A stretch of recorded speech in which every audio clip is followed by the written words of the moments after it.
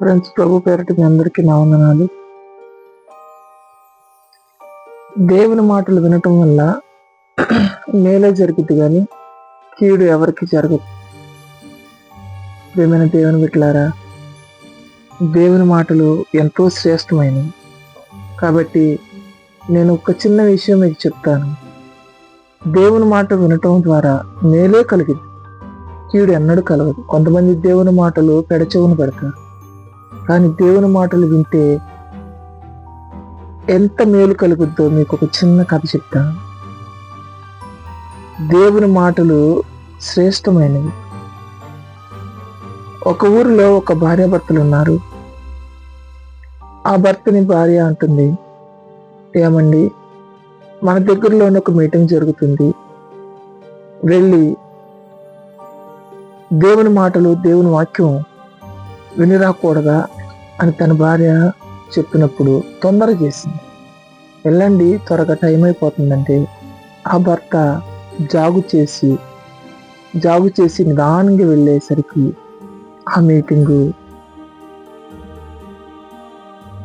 దగ్గరికి అయిపోవచ్చింది. సరే, ఎంత దూరం వచ్చాం కదా, అంత రాత్రుల్లో ప్రయాసపడి వచ్చాం కదా, కనీసం బోధకుడిని కనిపించి మంచిదని వందనాలు చెప్పారు. ఆ యొక్క పాస్టర్ గారు వచ్చారా అని ఆ వచ్చిన అతన్ని అడిగాడు, అని పలకరించారు.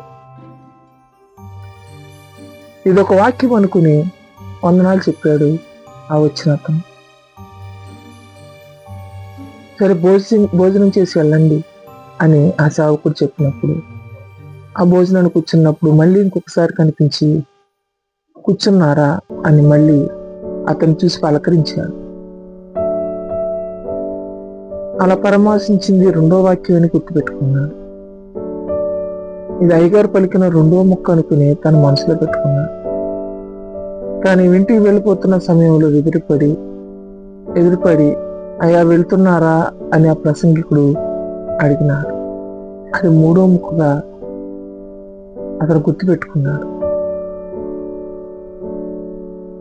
భార్య నువ్వు వెళ్ళి ఏ వాక్యం వినొచ్చావు అని అడుగుతుందని ఆ మూడు మాటలు గుర్తుపెట్టుకున్నాడు. అయా వచ్చారా, అయా కూర్చున్నారా, అయా వెళ్తున్నారా అని ఆ మూడు మాటలు గుర్తుపెట్టుకున్నాడు.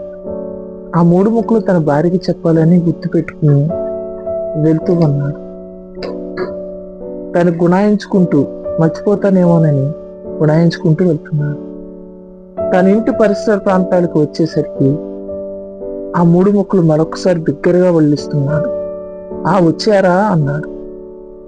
అనేసరికి తన ఇంటికి దొంగతనం చేయడానికి వచ్చిన దొంగలు చాటుగా కూర్చున్నారు.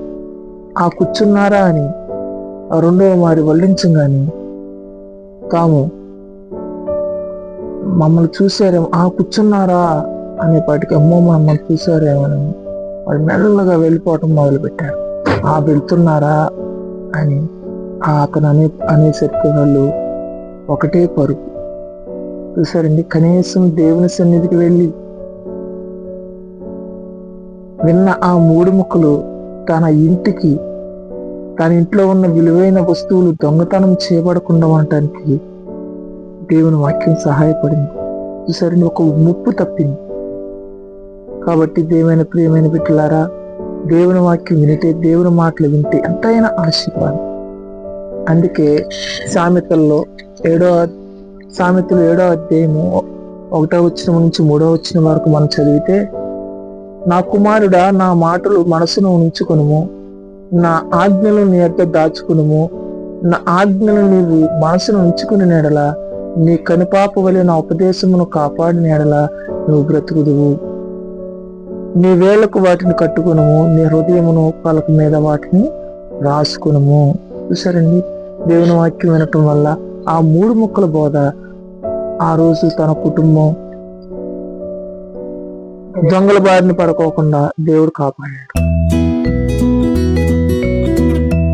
దేవుని బిడ్డలారా, మీ అందరికీ నా వందనాలు. ఈ కథ నచ్చినట్లయితే సబ్స్క్రైబ్ చేసుకోండి, షేర్ చేయండి. లైక్ చేయండి, సపోర్ట్ చేయండి.